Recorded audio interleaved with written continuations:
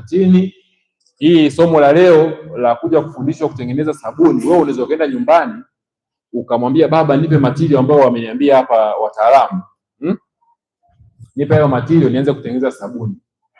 Nataka nianzishe kiwanda changu. Mnamwona Aliko Dangote yule? Na nyenye ndio mnatakiwa muwe huko. Sawa? Sasa Aliko Dangote naye alianza kama katika umri wenu alikuwa anaanza biashara, anaanza kupata mapato. Kufanyaje asolve matatizo mbalimbali katika jamii yake. Sawa?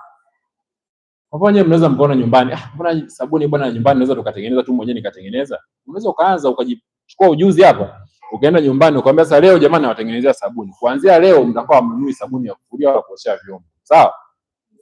Natengeneza mimi. Mara kwanza inaweza kuwa ngumu kidogo, baadaye utatengeneza kitu bora, baadaye kitu bora. Sasa baadaye jirani yako mmoja atakuja kwenu, hii sabuni gani? Mbona nzuri hivyo? Mbona ina povu hivyo? Sasa